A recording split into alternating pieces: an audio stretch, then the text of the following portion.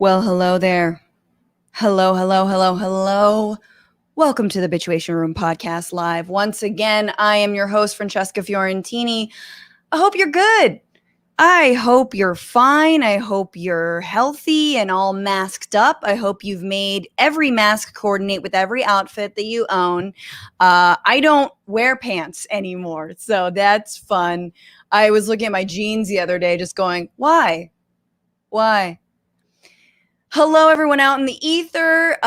Mark on Facebook, Tom Will 89 on Twitch, Alyssa on YouTube, a couple of Andrews on YouTube. We got Andrew Martin and Andrew Williams. Yeah, got it. Jessica on YouTube, Mark Zuckerberg on Facebook. Love it. By the way, we are considering phasing out Facebook. I didn't hear enough of an outcry from people as to whether we should be phasing it out or not. So let me know. Can you make the jump? Can you come to YouTube? What are you going to do? You gonna do Twitch? You don't have to do TikTok, but you got to do Twitch, guys. Twitch. We have such a good show for you guys. So good. Jason Carter and Dallas Goldtooth are here. You're going to find out all about them in just a moment. We are going to talk about Veep stakes and the fact that Kamala won it. We're going to talk about the DNC. We're going to talk about climate change and indigenous rights and stopping pipelines and keeping fossil fuels in the ground, et cetera, et cetera. We're going to talk about probably the president, probably the post office. It's so fun. It's so fun.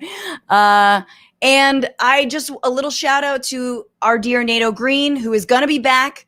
Don't worry. He's fine. He's good. He's keeping well. He's drinking. But he will absolutely be back on this show because he is a part of it and we love him to death. So he'll be here. Oh, we're also going to have our 1-minute DNC speeches, our convention speeches, because AOC is only being given a minute on the floor. What would you say in that minute? We're going to give you what we think. So let me bring in our guest. He has been a cast member of the Emmy Award-winning RuPaul's Drag Race, as well as a host and correspondent for The Young Turks. You've seen him as a journalist and host for Entertainment Tonight's new digital platform, ETLive, and he currently produces his own interview series on IG Live called Jason Unleashed. Please welcome Jason Carter. Hi, Francesca. So good to see you. So good to see you. I love Jason Unleashed. Does that mean like normally you're on a leash? Like, yeah, kind of like, is that no? Well, no, it's the proverbial leash. It's the man that had me leashed, and now I'm unleashed because I'm no longer a slave to man. Just I have to get real deep with it because racial tension, like 2020. No, Jason Unleashed, Francesca, is just me being able to be candid and what we're doing here, talk about some stuff with some people unadulterated. So you're like, it's a metaphor, bitch. I'm like, okay, I get it. No, I totally get it. But like also very good pivot into some BDSM OnlyFans. All right, we'll get to that later. Our other guest is a Native American comedian, organizer, public speaker, and as the national Keep It in the Ground campaigner for Indigenous Environmental Network, the Indigenous Environmental Network, he focuses on uplifting and supporting frontline Indigenous communities, fighting fossil fuel extraction on Indigenous lands. He co-founded the 1491s, an all-Indigenous social media group that uses comedy and satire as a means of critical social dialogue. I love that. He's also a Dakota language activist and cultural teacher. Please welcome Dallas Goldtooth. Boo! Hey, everybody. Hey, what's going on, Dallas? I'm so happy to be here. So happy. It's been a very long time since we've spoken. It's Paris. Remember Paris? Remember Paris? Remember Paris? That sounds so bougie, but it's true. Hey. You guys will always have Paris. We will always have. It was like before sunrise or whichever one is set in Paris, before sunset, whichever one it was, but like with a lot of like corporate greenwashing polluters around and like sounds so romantic. It was very God. Romantic. It was yeah. There's sparks flying everywhere. It was cold as hell. The Eiffel Tower was like enshrouded in fog. It was ominous. Yeah. But it's good to have you here, Dallas. I'm so happy. So happy. so fucking thrilled to get into everything that's been going on. And we start off every Bitchuation Room, you two, with the same thing, which is asking, what are you bitching about now?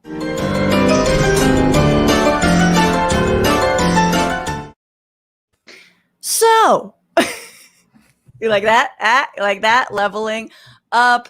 That was an interstitial for all the future people who are listening out there in the ether. Actually, time out. For all the people listening, give this podcast 5 stars, rate it on iTunes, do the good work, leave us a lovely review. Also, we are donating a portion of the tips that you all give us, because this show is all based on all of your support, to an organization called Reclaim Our Vote, which is a campaign organized by the Center for Common Ground in Virginia, reaching out to millions of voters of color in voter-suppressed states to make sure they're able to vote in upcoming elections. Just a little bit of critical work of like being able to cast your ballot, etc.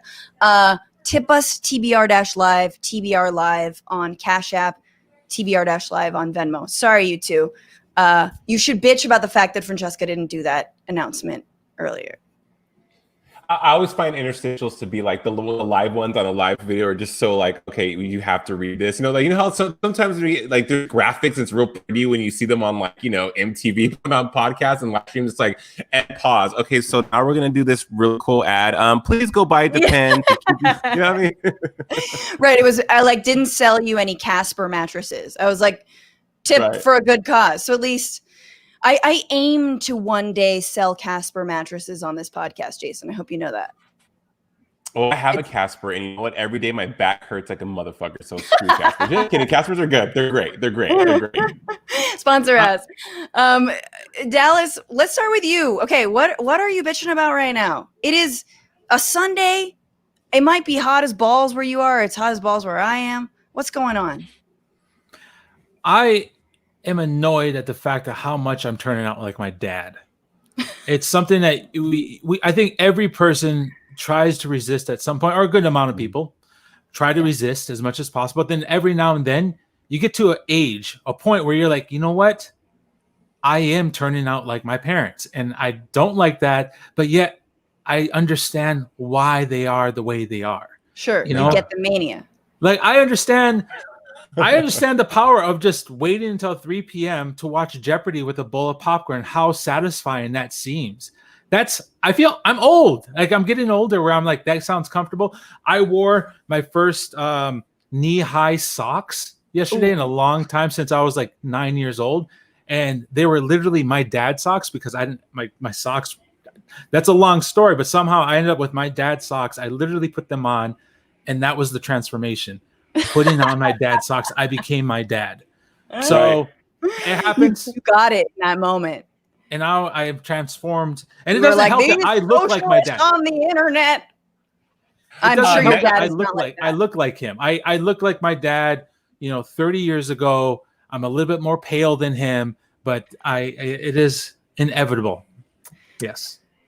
I love it. I mean, the socks, you have the socks. All you need is the Nike Monarchs. Those really thick Nikes that all the dads are wearing, which, by the way, are very comfortable. And there's a whole Instagram account dedicated to making them fashionable. It's the reason why they're not fashionable is because older men wear them. But just imagine if like the influencers jumped on these Nike Monarchs. Are all about it. They're $200 shoes. The Yeezys. You can't find them. Yeah. Once the influencers jump on like the SAS orthopedic shoes, it's over. It's a wrap. Yeah. It's just like the little like braided sides, of those orthopedic shoes. Like they're like the gray. It's gonna be that and just like wraparound glasses. Right. Or those nurse shoes, those real weird nurse platform shoes that nurses wear that like have to swoop up the back that look like they're not comfortable, but reportedly there are claims that they're comfortable. I'm just waiting for FUBU. I'm waiting for FUBU to come back in style. Janko. They're Janko. Oh, I got. Oh my God! Can I just tell you that connecting those two, my stepdad did come home once with like a FUBU shirt, and he is very Caucasian, and I was like, no, you can't. I know that was on sale, but you can't wear that. Here's why. It was so funny. It was so good. This was years ago. This was back But no, but Francesca, FUBU, yes, years ago. But walk into any Burlington coat factory, and all of America, you'll find Cross Colors, FUBU, Off-Brand Guess, Tommy Sport. Tommy never had a brand called Sport, but Tommy Sport is deep up in the Burlington. I found a South Pole jacket in Burlington. South Pole. I don't know if any folks remember South Pole. Oh yeah, South Pole was it. Yeah, the jam. I do not remember, but I cool, very cool. Some people are. I'm going to read a couple of comments bitching about being under mandatory quarantine because a coworker chose to go to work with COVID symptoms and later tested positive. Oh, isn't that the struggle? That's just great. That was from Thunder Voice on Twitch. Jason, what are you bitching about? You know what? I have to be full transparency, full disclosure. I'm finding gray hairs in places that I shouldn't be finding gray hairs. Like, okay, so me and Dallas were talking about South Pole because we're clearly the generation before millennials. I think, are you a millennial, Dallas? I have no idea. Totally. I think I'm 37, 30. I kind of lost count. I'm at the 37. You're a millennial. Okay, so I'm 40. Is that a millennial? millennial? Yes, you're a millennial. Okay, thank you for. I thought you were supposed to be on my team. However, back to me finding great. You are a millennial, but I wouldn't know because I'm like 23. Yeah. Back to finding gray pubes in places that I shouldn't be finding gray pubes. That's it's not fun. It's just not fun. But it'd be weird if you were finding gray pubes like on your elbow or something, or like on the back of your head. But if the gray pubes are where pubes go, then that's just aging, Jason. I know, but listen, I'm first of all, black doesn't crack. I'm trying like Angela Bassett, 90, but look like I'm in my 40s. For real. I'm still like, it's not funny, Francesca. Like the struggle is very real. You know this business. They say it's hard for women, but you know what? Sometimes it's hard for men. Okay. You look incredible for 40, by the way. Can all of the internets agree on that? And if you're listening, just imagine a beautiful face of a beautiful man. Golf claps around for that. Yeah. I'm sorry, it sounded like Trump. Do you realize when people don't have adjectives, they just say beautiful a lot? That's not what I'm doing here. You look bigly. You look big, beautiful, Jason. Bigly beautiful. So there's a woman, there's a voiceover actress who does the voice of Piper, whatever her last name is, from Orange is the New Black. The point of the story is her name is Francesca Fiorentini. She does the Italian dubbed voiceover for Piper. And she's 57. And so for a very long time, if you Googled Francesca Fiorentini age, it would say 57 and that I'm married to a guy named like Giuseppe Donatelli or some shit like that. And I did that. Right? I Googled you and that's what came up. Kerman. Her name is Piper Kerman. The character. Yes. And so many people would be like, oh my God, Francesca, you look so good for your age. And I was like, that's not me. Like, how do you say like thank you but also fuck you? Like there's no Francesca, it's a nice nasty sandwich, right? It's like you look so good for your age, but I'm 26. What is 26 supposed to look like? Like with the shade, really? Like, it's so weird. And then when you're black, though, people like black don't crack, there is some truth to that. However, I do think that there comes a time when you're pushing it, when you're just like, okay, genes, genetics, whatever, mutant powers, whatever you have imbued upon you. Yeah, when do they like go gadget, black don't crack? Like when does it? It's definitely I'm half Asian, and for us, we like look the same until we're 65, and then everything falls. Like if you've seen.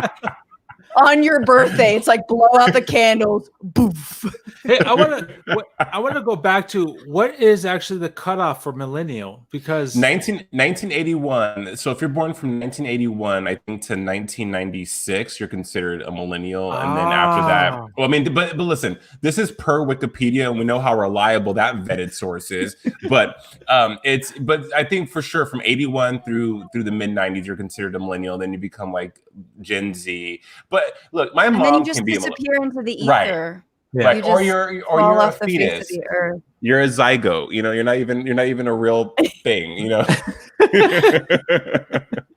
Psycho, I love that. I want to bitch about something, and I feel like Jason, it's a little bit late to the conversation, but I feel like you're the perfect person to have on for this. So I just watched Beyonce's Black is King.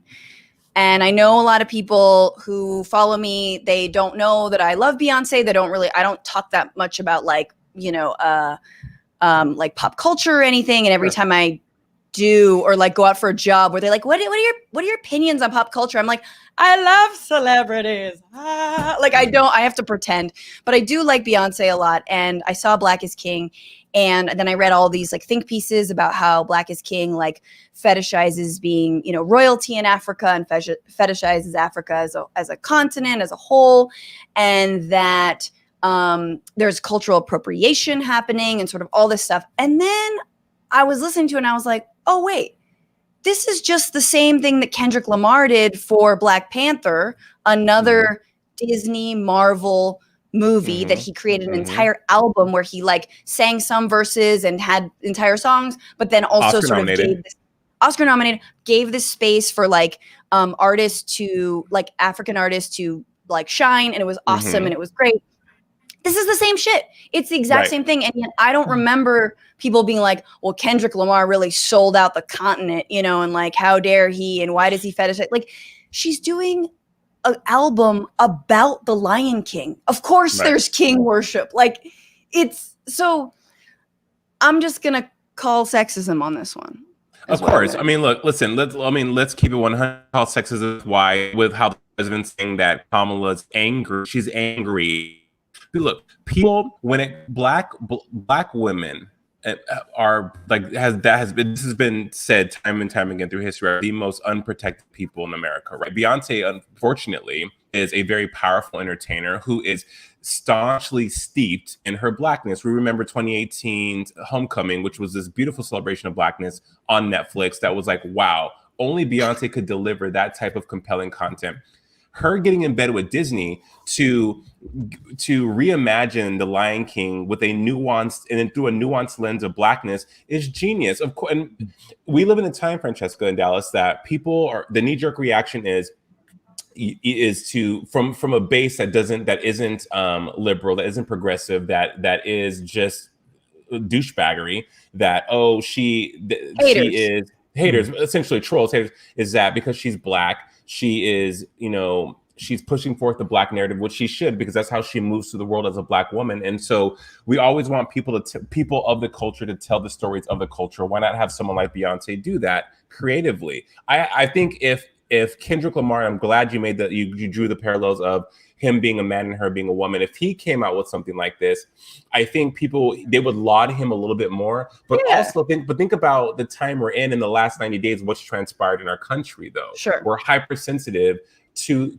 race relations and things that are racial, and people are still trying to figure it out, how to internalize what they're seeing, because never before have we had to have these conversations of race so viscerally, so clearly, and so aggressively than we have since Breonna Taylor, since George Floyd, since Ahmaud Arbery. So I feel like. So you're saying we shouldn't look to Disney Plus to tell us how to be an anti-racist? You should look to wherever you need to tell you, because as a black man, I don't think it's my job anymore to tell a white person or a non-person of color or a non-indigenous person how to not be a racist. There's Google, there's books, there's magazines, there's Google. There totally is how to not be racist, which is honestly, that's a start like that. Yeah. Well, I would add, I just continue the conversation is that it is a matter of context, right? Like everything that's happening right now, it's sparking so much conversation. And I think really a big conversation that's happening as a result of all this mass movement mobilization that's going on is a conversation around blackness. What is blackness? And that is defined by communities that are black. And, for folks who are just now starting the process of decolonizing themselves and addressing their own racism, that's a huge challenge, because they have all their own assumptions, and it feeds into this whole dialogue about what Beyonce puts out, what anyone puts out right now. So I totally agree with you. It is, it's a clear case of excessive sexism, but also it's also a signal of the times where we're just having an in-depth conversation about anything around the discussion of blackness, especially if it's such a high-profile example. It's right on Disney Plus, and everyone is addicted to Disney Plus right now. Totally, I've seen Bow like 10 times. Yeah, they're addicted to Beyonce. But you know what? It was really interesting about this whole time in Dallas. You make really good points in the fact that talking about racism and the conversations we've had, I've had at least in the last, 90 days, has also caused me to rethink how I view people. And because we're shining a light on so many whiteness. On whiteness, really. Right. Yeah. Put on blast. I concur, but like these egregious acts, like these microaggressions, these unconscious biases, the blatant racism, but also it makes you step back and think, okay, am I also guilty of feeling some kind of way against a group of people, or what are my thoughts, or how have I been? How have I been racist in the past, or how have I not been an ally or an advocate or spoken up or have had the back, if you will, if we can take it to the street, of someone from a marginalized group of people, because you start to think about, because never before has those things been so clear as day than they have been in 2020, that you're like, whoa, am I guilty too? Like I'm pointing fingers, which the people I'm pointing the finger at are absolutely guilty and should be held accountable. But also it's like, okay, well, how have I also been complicit or been bad or have been those things as well? You have to stop and look at yourself. So I think a lot of people are trying to reconcile so much right now. It's a lot. I mean, look, and watching Black is King is not also going to give you the ticket out of owning your own shit and looking at your own stuff. You can't say, oh, I watched it, I'm anti-racist. I'm not racist. Check. I watched Black is King. Check. Yeah, yep. Someone has that check. Yeah, I didn't see a single white person except the butler in that scene with Jay-Z. Yeah, no, it's true. There is no more checklist, although maybe there should be. Well, this is great, you guys. We're going to move on to our next segment, because there's just so much news coming at us real fast. We always have to make sense of it. We always have to make fun of it because we feel like we're being mocked. I feel like I'm being mocked, honestly, half the time. So this is the week where.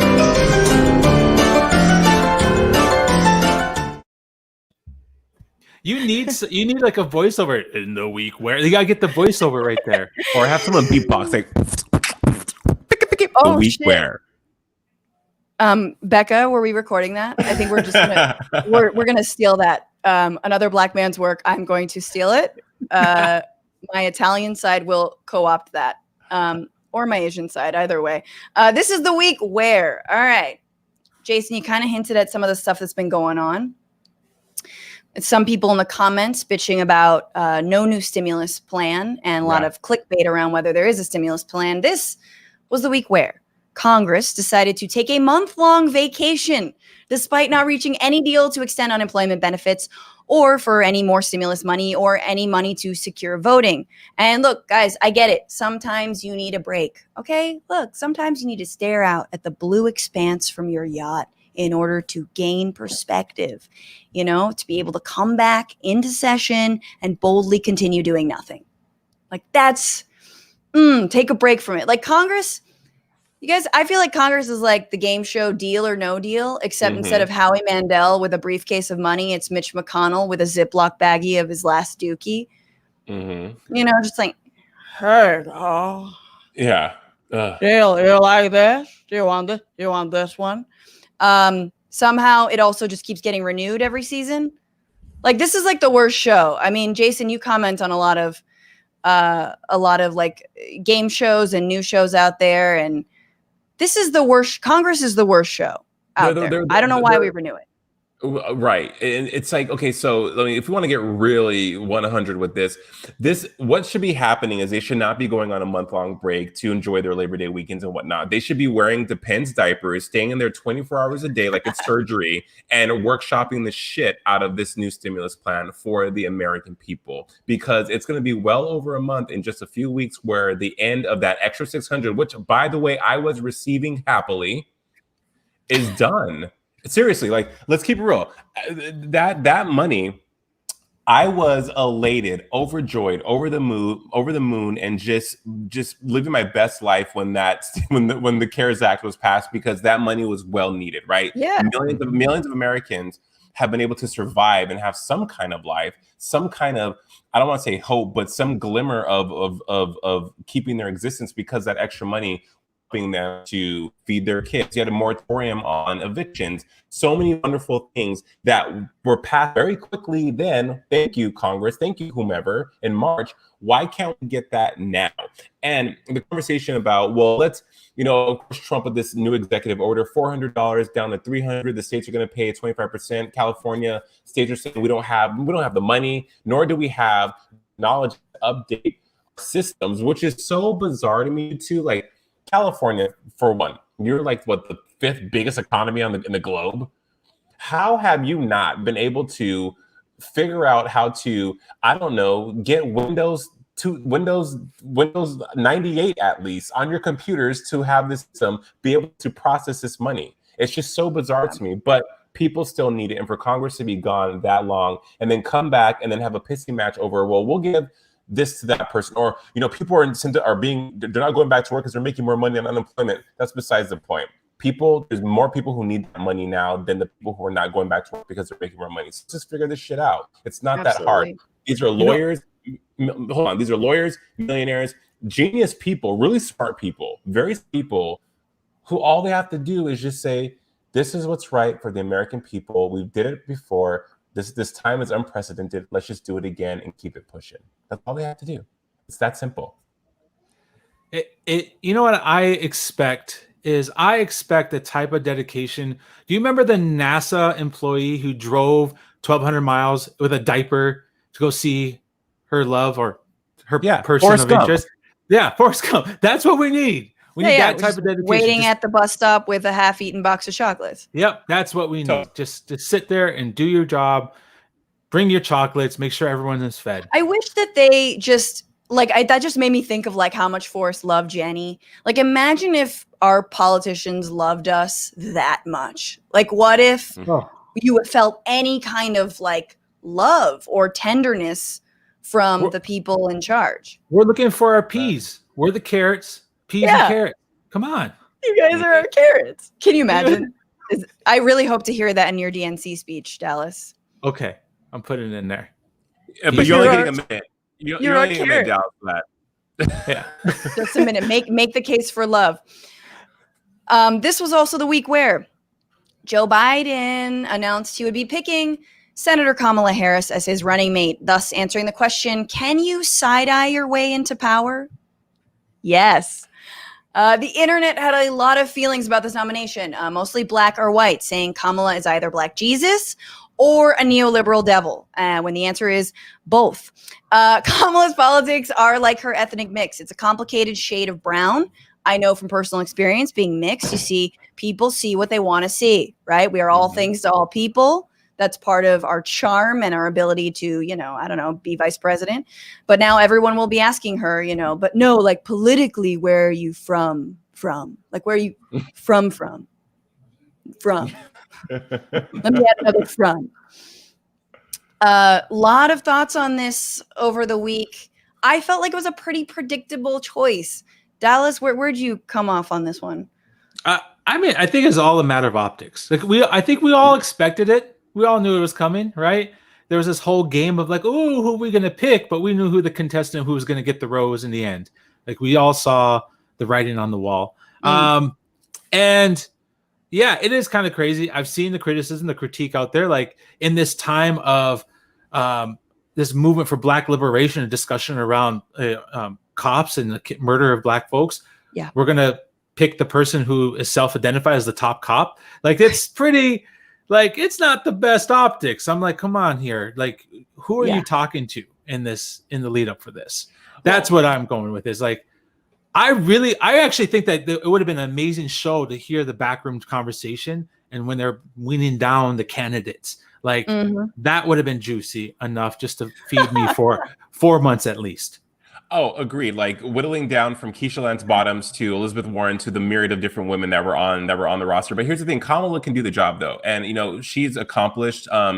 It's what people are saying. Okay, so Francesca, you have mentioned that there's lots of opinions and feelings about this, but the funniest thing I think is people are saying that it's going to be Kamala's White House, right? That Joe Biden's just we talk about optics, that Joe Biden's just the white guy up front, but Kamala's the balls behind, the balls in the pants. Like she's going to be like, Joe, what are you doing today, bro? Like, look, sit your ass down. I got this. Does that make him the dick if she's the balls? And who wants to be the balls? Listen, but that's where the magic's at. Okay, okay. That's she's got ovaries. She doesn't need balls. Are too sweaty. Ovaries, they're just they're. But anyway, keep going. Yes. But I mean, look. Yes, blackness. Of course, she is also Asian and black. So yes. So she's the first of her kind in the White House. Does she identify as Blasian though? That's what we want to know. I think if you, it's not for. I don't think she identifies as Blasian, but she definitely identifies with both parts of her heritage. My first question to her, if I ever get a chance. You're like, Kamala, are you Blasian, girl? Blasian, but pretty. You Blasian. No, but I think that what I like about her is that she is not afraid to go for what she wants, much like Hillary. Hillary, I think Kamala's a little bit more what's the word? Scrappy, if you will. She's a little bit more like, listen, I will drag you out in the middle of the street with the switch and whoop your ass. Like, do not come for me. And also Maya Rudolph is going to be employed again, so we're happy about that. Maya Rudolph also is the MVP here. That's true. I totally agree with you that she is. Like definitely tougher than Biden, where Biden is playing into the Michelle Obama sort of like, when they go low, we go high. Right. Kamala's like, no. We actually have to call this authoritarian white supremacist for what he is. Mm-hmm. Although I don't think she said white supremacist, but she definitely isn't afraid to go after Trump. And I think this campaign needs that to win. I don't say we because I just don't identify with their platform, because they represent the most centrist, moderate wing of the Democratic Party. I also feel like my big thing with, I think a lot of the attacks from the right over her gender and race are going to keep coming, and they're awful. And I'm of two minds of it, because one, I think like, there's absolutely no excuse for that kind of attack. It's ridiculous. And the other hand, I'm like, I feel like if her policies and her work outshone just her identity, and if she weren't so used as someone who's, hey, it's a Black and Asian woman, like that, you know what I mean? That like maybe actually who she is and what she's done would shine brighter than just her identity. And I know you can't de-link those things. I'm not saying that you can. But that is sort of the place I hope to go in this country when identity politics, it isn't just let's put all of our eggs in, oh, look, it's a Black woman. Like what? What she stands for, I don't know. Black woman. I agree. Look, that's a great point, because, when back in 2008, I had a conversation with a very close friend about Obama. And my friend was of Nigerian descent, and also I had a conversation with a close friend who was African American. They said, "I'm not going to vote for Obama just because he's Black." Like because here's the thing: it's like voting for Oprah, putting Oprah in office because we love Oprah, but then she gets there and then she sucks at her job. But because she was Oprah, she got elected. Like that's bullshit. No, we're not doing that. We're not doing that. And it's like. We have to be careful. I had said the other day when I was doing an interview for an outlet called Haps that Kamala and Biden are a Hail Mary, because what we have in office right now is just complete and total a dumpster fire. Yes. Being fueled by the most flammable, Sherman Williams paint store imaginable. So with Kamala, I agree with you that we can't rest our laurels and hang our hat on, oh, well, she's a Black Asian female. Can she do the job? Because right now we need people who can do the job. I think she can, but a lot of people echo your sentiment, Francesca. That's like, well, great that she's Black and she's a woman, but where are the receipts? Where are the receipts? We need receipts as long as the ones you get from Rite Aid when you want to get that free creamer. The one that you have to that just keeps coming until they're like, oh, you get $1 off of French vanilla. Thank you. Except this one is like, when after parents of truants. Okay. But I just want to, like, I think that the danger for me, actually, I love the conversation that's happening within communities of color around Kamala. Like, really, I think that a lot of folks are saying the same thing of like, we understand. And I think this is what I want to continue to push is representation does not necessarily guarantee power. And communities of color understand that. At this point, we understand that just because you may have somebody that looks like you or sounds like you in a position of power doesn't necessarily make it your life as a community that much better. Right. And I think the danger is that we're going to hear from mass media that narrative time after time is, oh, look at the representation here. We're so good. We're doing great now. This country is awesome. And I also want to keep people in their place. Exactly. Yeah. And I do want to flag, and I feel like it's necessary to flag from a Native perspective, like she was actually really bad in California as the Attorney General for tribes. And I've talked to tribal leaders, people that are Native leaders in California who have brought it up time after time. And now what's difficult is that any critique is offered, that any critique that's given, that's put out there, it's the danger is like there's a whole sector, the vast majority of like, especially the right, who will take that and couch that criticism, whether in their sexist rant or their racist rant, or folks will just say, or people identify as, oh, you're just saying that because she's Black, she's a woman. When people do have legitimate criticisms about the policies and decisions that she made. The right plays on that critique. They can co-opt some of the left language. And I think, a lot of people fall into that trap. You're absolutely right. Lots of people do. And to your point, Dallas, I think that you're on the money as well, that the Black community, let's call it the Black community, the one and only Black community.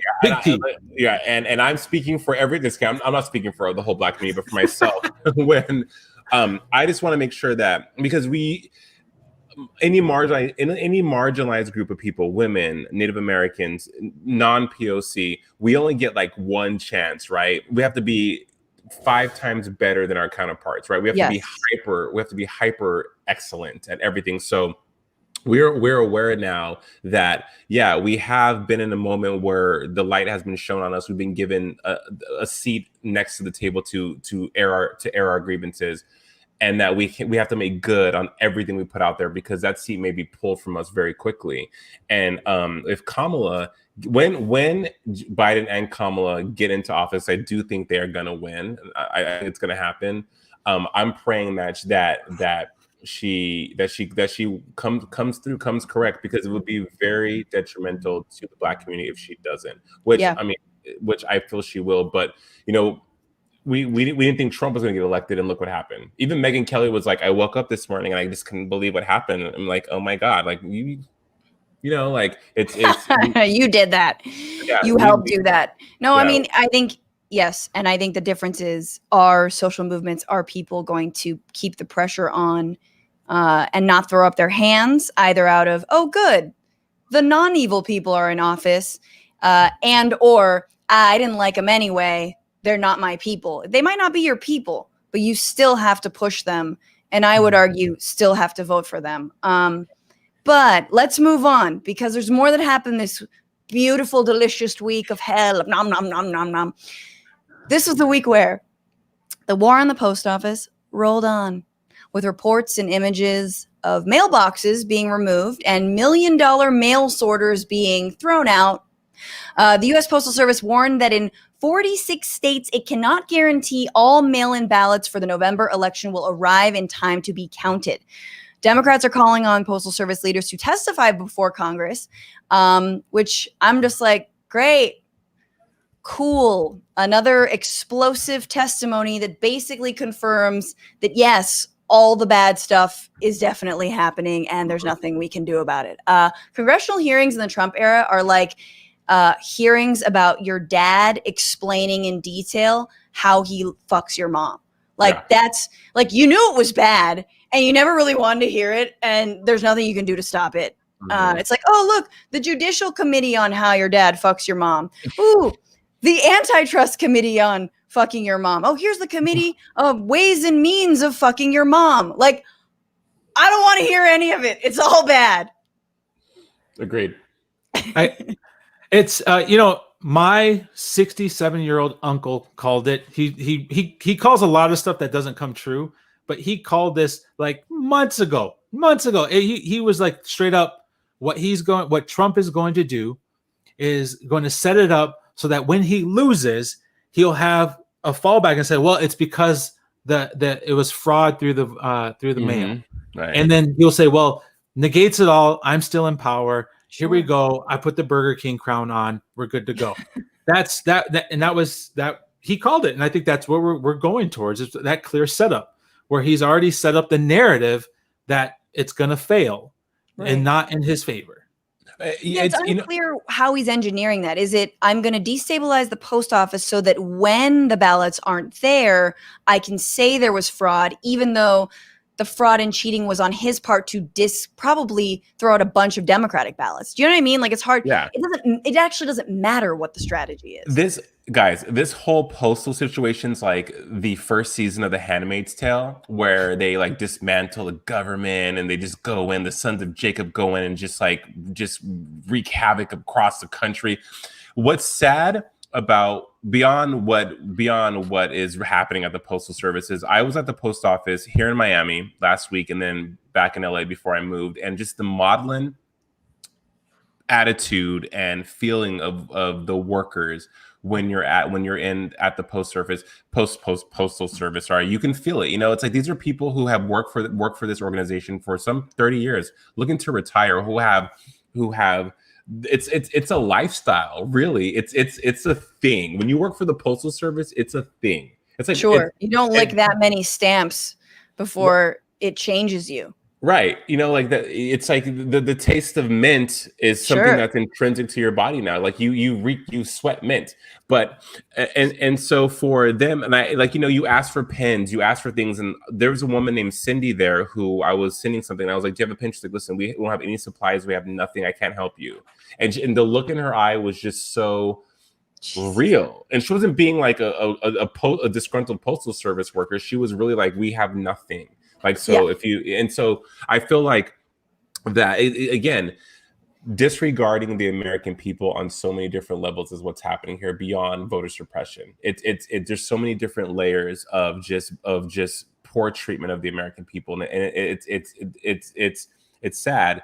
And it's like, what do you do? Like, what do you do? All you can do is just sit back and watch it happen. Because how many times have we tried to hold Trump to the fire? You're right, impeachment trials and people writing revenge literature on him. Omarosa, Bolton, Comey, like there's all these people that are crying out saying, guys, there's drama happening. We need to do something about this, and nothing's happening. No one. He's so untouchable. There have been people protested outside of Postmaster General DeJoy. Got just a great name, because there's no DeJoy in any of this. But there's protests, people taking the streets. Dallas knows a little something about that. I think that's the actual option. The other option is, hey, write your local post office a 5-star Yelp review, because my God, the reviews on there they're so white. They're just the whitest thing I've ever read. And my one post office experience recently was really funny. I was like waiting in line, and this guy there's 2 people ahead of me. I'm 3. The guy comes in, he's 4. He waits for 2 minutes and goes, "This is bullshit," and then leaves. Like, fool, you couldn't wait for 2 minutes. You couldn't be slightly inconvenient. You couldn't get on your phone. Just strike up a conversation. Like, does everything need to be airmailed to you by Bezos immediately and lifted off your shoulders? Like, do you need to Instacart Postmate, God, can you imagine this person in bed?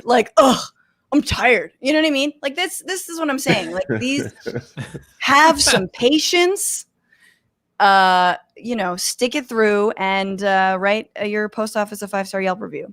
Do people still read Yelp reviews though? Is that a thing still? Is that really? Does that still exist? Of course. Since when were we off Yelp? Well, what I don't like about Yelp is when you go to let's say I'm looking for a Schlotzsky's, right? And so you pull up the Yelp review. I'm sorry, who? A Schlotzsky's. It's deli. Deli, okay. You it's a guys, deli. dude, this is some mid-Atlantic. I don't know what this is actually. It's Mid-Atlantic? yummy. What are we, 1945 here? Yeah, that's how, I just want to say Mid-Atlantic so I can talk like this. but Remember like the Paris. Yelp review takes you to Yelp. You have to download the app. What if I don't want the damn Yelp app? Like, why can't I just read the like? Why do you have to shade the rest of the review? Like, Yeah, there's Google reviews too. There's lots. So, Everything's a review-based system. We live in a black mirror of a world. Mm-hmm. It's lame. That's what it is. The point is, leave a good review, and if you actually talk to a postal worker, say something nice. Give us some, give them some love and recognition. I try to give Cindy a hug. We're social distancing though. Oh, yeah. Did she? She was like, No, she did the. I'm Oprah covered thing. in COVID. She did the Oprah hug. Well, you clasp hands just and like reaching out all excitedly. That's the Oprah hug. How's that? No, well, see, look, me and you. It's like the Biden hug. Yeah, that looks like very. I can't do that. No, it's when the hands. I get in trouble if I do that. Oh my gosh. Okay, look, Oprah, you got fine. We need to know our Oprah gestures. Oh yes. Oh, so Oprah hug is when like she instead of you going in for the hug, she puts her arms out and you guys clasp hands and do like the oh my god, good to see you. You know what I love about that? I feel like I mean I know Oprah is a better person than Ellen, but it is very much a like I'm worth $100 million. Get away from me. You know, like don't touch me too close. You know, like it's very much a like celebrity keep your distance. Like Oprah's very nice. I know she's nice. Not dissing Oprah. I'm just saying it's very much a like. It is. This necklace is worth more than your life kind of thing. It's very disingenuous. It's very like you don't have your existence on this planet isn't you haven't made enough money in your life to step into my bubble. That's what that is. Yeah. All right, one more news item. Only 4 things happened this week. I want everyone to know that. This was the week where Trump complained once again about federal water pressure standards. This is a big deal. Not the 65,000 people who are dead of COVID, more than 5.5 million cases. No showers. The president says that 2.5 gallons a minute is too weak of a flow, making it harder for him to style his perfect hair. The president clearly prefers his flows strong, like Russian sex worker strong. You know, just bow. Guys, perfect hair. Where is the lie? It's right. The perfect hair is the lie. Okay, if we want to keep this as real as possible, there is. I don't know how Melania. I don't even think they have sex because there is no way you can sexualize Trump in any capacity. Like there's just not. There's no. You know how like Mike Pence. Don't say that because I started to try and then I got grossed out. Well, you can look at Mike Pence and be like, you know, like, he's kind of a silver daddy. Like Mike, if he wasn't such a piece of shit, he's kind of sexy and there's something he has a swag about him. But Trump, it's just like, no, he probably has a chode. It's just really bad. But perfect hair, where there. Well, I mean, look, sometimes when you're in a barn and like you are a salt lick and you're surrounded by 3 horses and they go after you all at once, like salt lick. That's what happens. I feel like this is actually a part of an elaborate game of like staffers inside the White House. You know how when you're on a chat and it's a live stream and you're leaving a comment, just hoping the person recognizes you in the chat. And when they do, you feel great. Like right now somebody's doing. That's like a game in the White House. People are literally like, I'm just going to throw shit at him and see if he responds. There's like a whole, like they have a bet going on where like you win, you get money every time they mention something that you plant in his ear. And somebody won like $10. Right. Oh, totally. Like mention that, hey, sir, how was your shower? Like, was it too weak? Like, yes, it was weak. Like, yeah. And if that sort of like bit in his syphilitic brain just like dislodged and came out of his mouth during a speech, like yeah, exactly. Pressure. You're so right. Someone is definitely winning a lot of money from that. But I will say this though, crappy water pressure is it's garbage though. I mean, like I'm an avid shower. It must be my Libran perfectionism because I love a good shower. Like I love it. The water pressure when it's right, it's on point. I get it. Like you can't lather the loofah without the right water pressure. This is true. However, for him to like speak so seriously and make it like the EPA has figured out there's a reason why water pressure comes out of your shower head the way it does. For him to have an issue with that, it's like, dude. But I do like the conspiracy about there's a group of people. It's like The Office or the newsroom where they sit around like, okay, like this is this week's story, you guys. They throw them into a hat. They have a secret Slack or text chain about how can we Trump this week, and it's all off the record. And they come to the office and they have a stare like, hey, okay, Megan, are you ready? He's not going to fall for the ramp again. What do we do?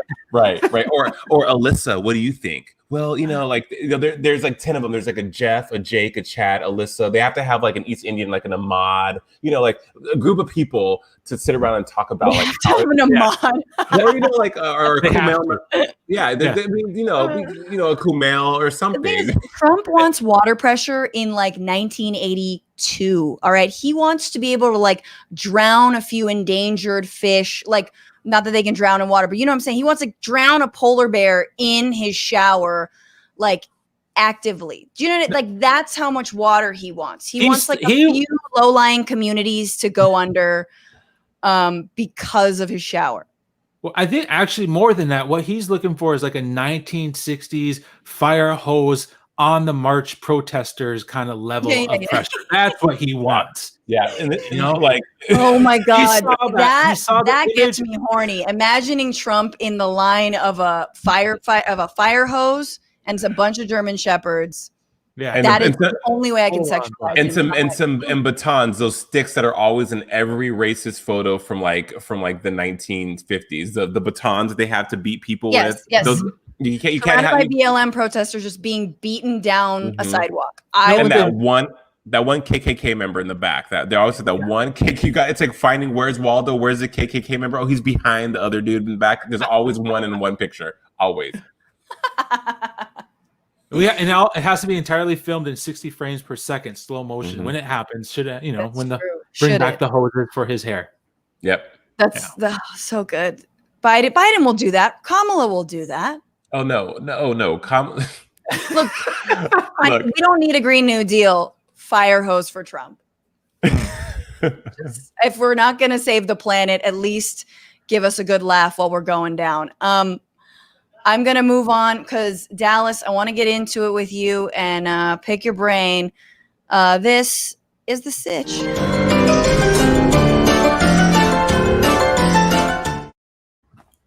The sitch.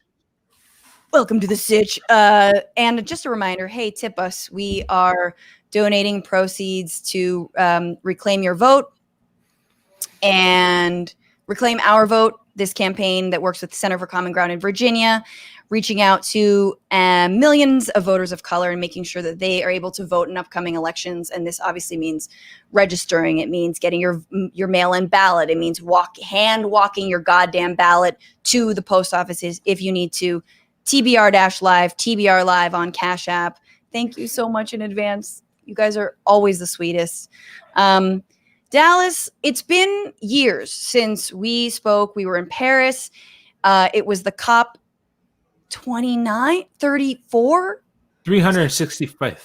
365th climate conference from the UN, where they decided that maybe they would start deciding things.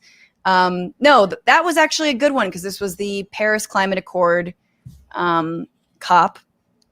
And since then, a lot's happened. We've got, I think that one interesting thing that a lot of people on the left did not take seriously enough was the ways that Clinton and Trump did differ when it came to the environment. And we've seen that play out in warp speed, just like undoing everything that has been done to help the environment and clean the air and water since the Nixon administration. So weakening fuel standards, replacing the clean coal power plan, opening public lands and offshore waters to drilling.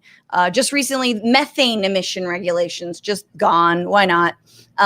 Seismic air gun blasts in the water to search for oil and gas deposits. They're on again, and all the manatees are crying big, big manatee tears. I assume manatees feel the effects of that. Also, whales and other things.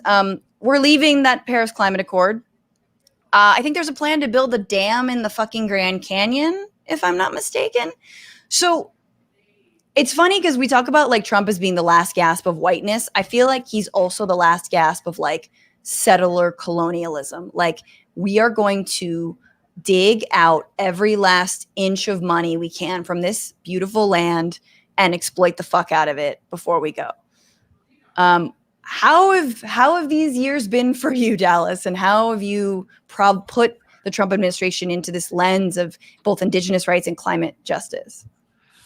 I have to say that is one of the most depressing introductions I have heard in a long time. Thank you so much for making me feel so special to really dive into the dumpster fire that we are currently involved in. Get in here. Just nice and dirty and hot. It was COP21. That's what it was. The Conference of Parties, United Nations, climate change, little thing that happened. That's what it was. Conference of Parties. I couldn't even remember. It was a wild party. But then also, what you saw there was like a lot of foreshadowing. I mean, obviously, there was a conversation about what are the countries of the world going to do to solve the world's climate change problem. And naturally, the United States and a lot of the big, developed countries said, you know what? We're going to help out, but we're only going to help out so much. I really want to know what all you other developing countries are going to do before we make a decision. And a major point of contention in there was a lot of like corporate, oil companies were saying, hey, we want to be involved in this too, because we care about the environment also. And look at all these great alternative things that we're doing to make the world better. And right now, we're literally having a conversation in this country. We're talking, we have the DNC having a conversation about the Green New Deal. There's a lot of debate about it. And you have companies like BP, British Petroleum, one of the largest oil companies in the world, saying, hey, we're going to go emissions neutral or net zero emissions in like 30 years. Oh. But what they're doing is 30. Oh, I'm sorry. 30. Okay, good. Yeah. But all they're doing is just saying like, we're basically going to paint a dog red and call it a cat. It's the same freaking scrappy little pitiful dog. Yeah. What they're saying is we're going to use carbon offsets and we're going to use all these cool mechanisms to mask all this pollution. It's just absurd. And I don't have a lot of hope. In general, because I don't have a lot of hope, whether it's the Democrats or whether it's the Republicans. Yeah. Indigenous peoples are still getting screwed. The land is still being plundered. And that's the fact. That's the settler colonialism. We can say, I disagree with the idea that this is the last gap for settler colonialism because the United States of America is still in existence after this election. Yeah. We still have land that's being occupied. We still have land being stolen for extraction, for colonization. And so it is a dumpster fire. Welcome to it. You're a part of it just as much as I am. And it's just ridiculous.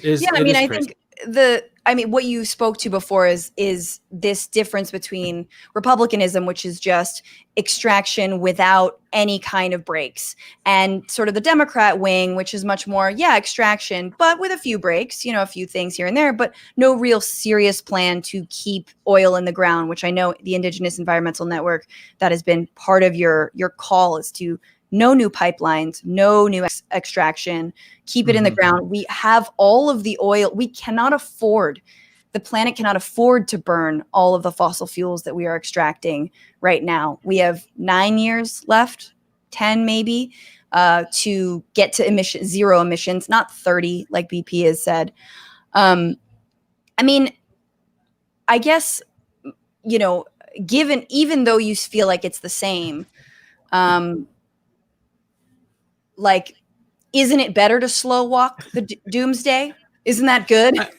And I would just say, like, looking at Standing Rock, that Standing Rock popped off under Obama, and that I didn't see Standing Rock coming. I don't know how your response to that, and like whether you felt like it was very different. It was incredibly inspiring.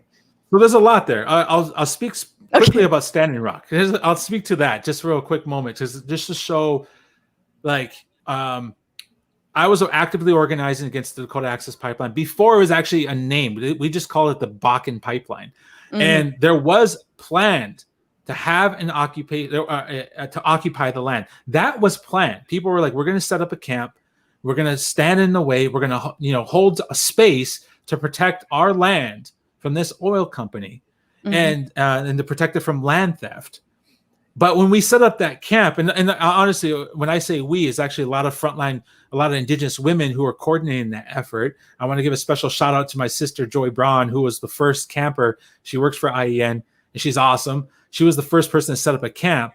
And the idea was like, okay, we'll set up a camp and we'll tell people to come out. But what we expected numbers-wise was like, oh, we'll probably get 20, maybe 30 people. We'll hold it down, have a good party here, get some arrests or be arrested in protection of Mother Earth. Instead, what happened with all these different just trifecta of just moments that happened all at the same time, we had the third largest town in North Dakota camped out. We had over 10,000 people in North Dakota in protection, in solidarity with the Standing Rock Reservation. And it didn't happen out of the blue. It was organizing. It was people organizing on the ground. It was narrative strategy, pushing out this narrative that was inclusive of so many different fights. This idea of water is life. We had folks coming from Flint, Michigan, which still does not have clean water. We had folks from down in the Gulf Coast. We had folks fighting in the Colorado River Basin. This whole issue around water and the necessity for us to have clean water brought so many people together, and that was strategic organizing. It just didn't happen out of the blue. And it's the same thing around the conversation around Black Lives Matter. It just didn't pop off. There was a lot of foundation that was laid by predominantly people of color, Indigenous women, Black women, and trans folks who are all doing such amazing work. And I'm looking forward to something you alluded to before, even if we get Biden and Harris in office, I'm looking forward to the movement, what they're going to do in response to that. How much more are we going to push to really get to the place where we need to be? Because this conversation about whether it's better to have a slow pace to where you're going, it's like asking me, okay, you're going to be shot by a bunch of soldiers. Do you want to get shot here 5 feet from now, or do you want to walk 20 yards? It's your choice. Either way, we have to have we have to see systemic change across the board and allow ourselves to radically imagine a world that's better for ourselves and for everybody on it. And I think that's where we're at right now. All this chaotic energy that we're feeding into, and I think there's a lot of potential for us to just imagine that and put that into action. Well, because we no longer have a choice, right? It's because we for so long have been people are tired of settling for whatever they get. They're tired of they're tired and settling. I say that I say that meaning we're tired. Going back to Black Lives Matter, we're tired of seeing people murdered. For no reason. We're so radical and chaotic. It's the galvanization and the mobilization of people is because we're tired. It's like F this. It's a wrap. And I think a lot of Gen Z, if we can go back to this distinguishment, is like, why the fuck have you guys been settling for all this bullshit for so long? Wait a minute, why don't we just do this? Why don't we just have Medicare for all? It's a no-brainer. Why don't we just defund the police? Look at how much money they have. Right. We need health and human services and homelessness services and health, mental, whatever. They're so and we're just kind of oh yeah, you're right. No, you know what it is, Francesca? You know what it is? It's interesting. It's just it's this nice, nasty sandwich of the generations before we were taught not to be entitled, right? We were taught to be grateful for what you get, take what you have, grow it with the size of a mustard seed. You have so much potential, all that stuff. Gen Z, they're I need a Lexus. You need to give me everything and then some. And but it's okay. But that's okay because there's power in that, right? There's a fearlessness that is there. Remember when we were younger? Okay, look. The 2000s and the 90s, I was unstoppable. You can tell me nothing, right? And then you go along in life and you have some knocks and things don't work out, and you're like, you know what? Maybe I'm not so invincible. This Gen Z generation, they're not there yet, but that's beautiful because they're at a time where that fearlessness is powerful and it's what's needed, right? It's fuel. It's a superhuman power that they have that can absolutely usher change. So I think the reason why we settle is because for so long, generations before were told to make do with what you have and be grateful for what you have and blah, blah, blah, all those adages that are just like so like detrimental to your essence and your being. But this new generation, they're like, no, we can have it all. And then we can have more than that. I could have what you're having, and still go out and get more. I don't know about Alexis, but under socialism, I hope we can all get like a Honda. You know what I mean? Like, like something like just sort of, you know, a Nissan maybe. Dallas, I mean, I hear you feel like you've got a lot of hope, but you also are like, you know, throwing your hands up. And I feel that because it is, the challenge does feel insurmountable. I like breaking it down, especially when it comes to Native rights. You know, I think early on in this election cycle, the word reparations was out there, right? And Democratic candidates were being asked about reparations and their feelings about reparations. And this is all about sort of honestly looking back at American history and then looking forward and being able to atone, but not in a white guilt kind of way, but in a like, no, we need to actually move forward with this knowledge of our horrifying history, genocide, slavery, etc. Given that, it like taking reparations and putting that into like the Native struggle, like what is the equivalent of reparations when it comes to Indigenous rights? Is it just making good on treaties? Like just not lying all the time? Like what, you know what I mean? Like what would be that one sort of, like, this is how we atone and move forward. Give the land back. That land back, straight up. There are millions and millions of acres of land that the federal government is in control of, open, and a lot of that's adjacent to Native land, the Native tribal peoples, tribal communities, reservations, and there are numerous places in this country right now where it's just simply a matter of changing over the title back to the communities in which who already are inhabiting in it, or who have lived there since time immemorial. So that's a tremendous step, and that's in line with the conversation on reparations. There does need to be a really, I think, more nuanced conversation between Indigenous and Black communities about reparations and land back and Indigenous rights. And I think that we're ready for that. We're not, I don't think it's something for us to be terrified or scared of or hesitant. I think it needs to happen, but that should not hold us back from really asking for it, for demanding it. I think that's the part about this whole conversation. What, you know, given everything that's happened in the past 5-6 months, it's the beautiful part. This is the part that feeds me. It keeps me going, is that people are saying to themselves, oh shit, we can actually demand that and actually get results. Right. Oh, shit. You know, this doesn't have to remain a side conversation around the dinner table or in the car with your cousin when you're saying, oh shit, you know what would be awesome is if, you know, they defunded the police. You know, it'd be awesome is if we had more social service programs that would actually help us rather than just send us into a pipeline right up to prison. You know, that conversation, there's actual tangible results having that in the public space right now. And that's what feeds me, especially within the scope of Indigenous rights. I mean, just recently, a lot of folks, I don't know if people in the mainstream really understood this, the Supreme Court decision where they decided that, or where they made a decision and ruled in favor of the Creek Nation or the tribe down in Oklahoma and said, look, we never dissolved this. No one ever dissolved your reservation. All that land is still technically yours. That's still technically Indian land.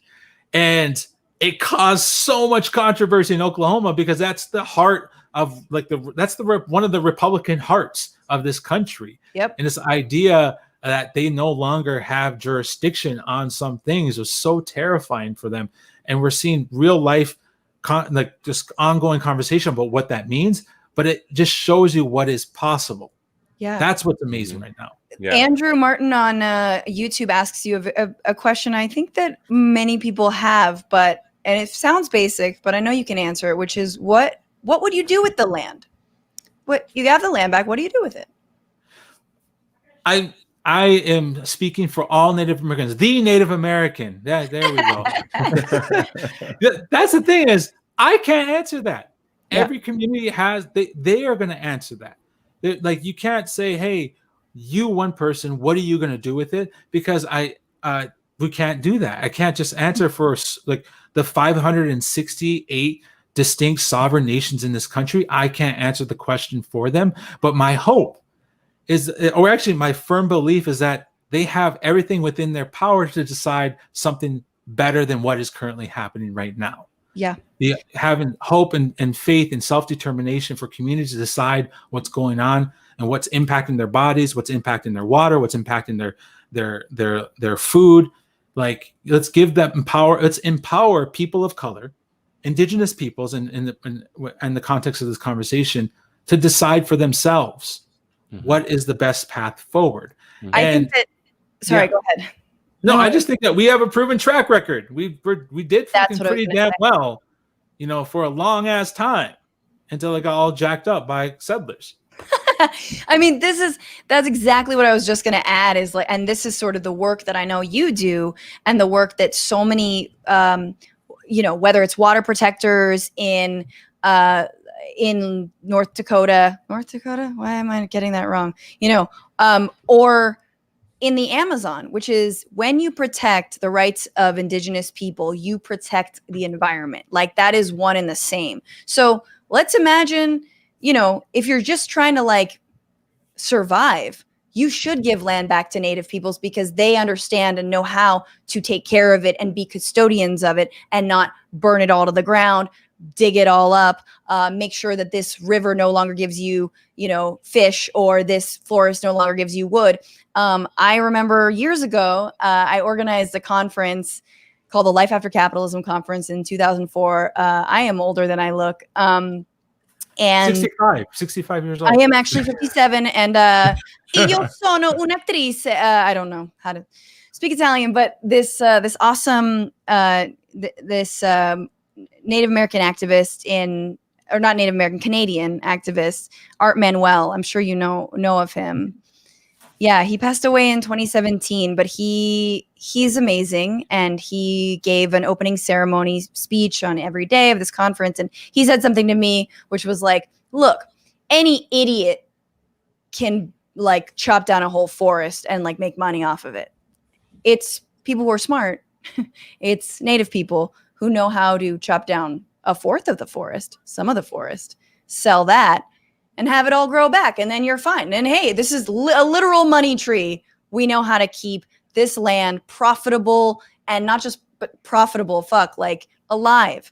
So yeah, without sounding, I want to add just one last thing. Art, I'm happy you brought up Art Manuel. He's amazing. You should check out his writing. He did pass away. His daughter is a fucking amazing, badass activist organizer who's literally living in a tiny home on the route of a pipeline that's crossing through her territory called Trans Mountain Pipeline. So if you want to check it out, type in Tiny House Warriors, and they literally have tiny houses on the pipeline route and holding off like some racist ass fuckers who are threatening their lives. Definitely support them. But there's something Art Manuel always said is we have to stop crying on the shoulders of the people who stole our land. And it's this conversation about like, we can't believe in a system that is designed to uphold white supremacy to save us.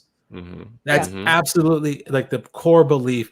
And that's why I'm like, whether it's a Democrat or a Republican in the White House, is the system really challenging or dismantling white supremacy? That's the question. Yeah, for sure. Dallas, you're wonderful. Please come back. I want to talk so much more with you. We got to move on to our final segment. We teased it in the beginning. You guys, we're doing DNC speeches.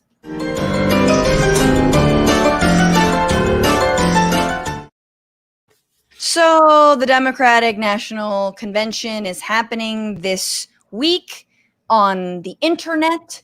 It'll be a very awkward series of Zoom conversations. I'm looking forward to it. I know there's going to be some great after parties where people will be trying to like give out their cards virtually. And a a lot of consultants getting new jobs off of that, and it'll be good. It'll be a good virtual conversation. The lowlights are that Michael Bloomberg is speaking. The highlights are that Alexandria Ocasio-Cortez, representative, is speaking, but only for 60 seconds. The time she was given was 60 seconds. Now, I think that's a big fucking mistake. Huge. I don't know. Yeah, I mean, even just from a branding perspective, like, you have very little. Like, you don't know what people want. You don't know how to talk to people. You're trying to energize and just browbeat young people into voting as if that works. You have this incredible upstart, the most popular politician in the country, second, I think first, maybe neck and neck with Bernie Sanders, who you also hate, and you're giving her 60 seconds. She could do a 20-minute like rousing opener, and you know she's going to vote Biden. You know, because she's strategic, she's smart.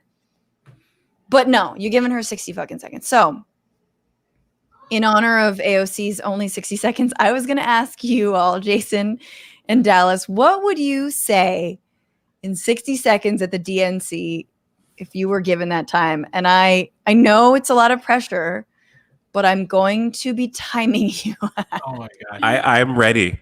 I'll go second. Okay, so Dallas, I'm not ready. I will go third. Okay. All right, ready? 3, 2, 1, go. To the left. Everything you own in a box to the left. In the closet, that's my stuff. If I bought it, please don't touch. You know, you keep talking that mess, it's fine. But could you walk and talk at the same time, Trump? It's my name that's on that jag. So hang up your coat and let me call you a cab. Don't you ever for a second get to thinking I'm irreplaceable. You've got 30 seconds. Go on to the medley. And if, oh, damn, what's the rest of the song?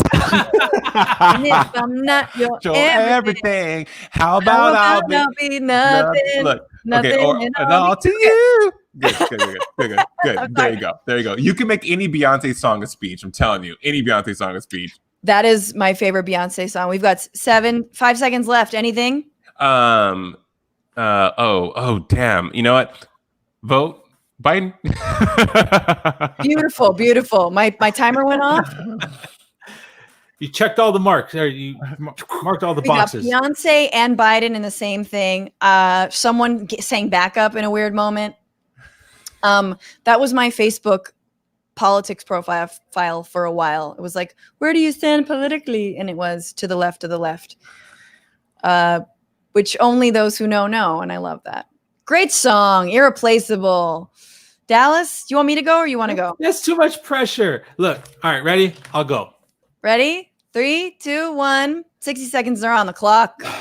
I got 60 seconds. What the fuck am I going to say that's going to change your mind? All right. Look, just fucking try to be a better human being and at least just vote for this guy, this white guy. I know, look, I know he's white. I'm not going to say give him a chance, but just do it because the other white guy is a fucking douchebag. And you know what? Why am I even here? I'm native. Like, what the fuck am I even doing here? Like, they picked me, but yes. I'm happy to be here. Thank you so much for being here. And give the land back if you want to do something good. And, you know, all for Black liberation. I love you all in this house. Even though we're not in a house right now, you're in your house, probably in the room that you masturbate in. But we're not going to go there. Look, this world can be so much better. And you are a part of it. So thank you for trying to be a better person and just vote for Biden. Thank you. Thank you so much. Thank you for being a friend. No. Was that your pitch for love, Dallas? Yeah, that's my pitch. That's how actually I got my wife. It was the same conversation, the same thing, and it worked. So it worked for my marriage. It'll work for this country's marriage. Man, I'm native. Just better. I know you got white guy choices out there, and just hey, settle for me. You know, settle for me is definitely a good slogan. That is how Biden got his wife to say yes. Come on, man. Come on.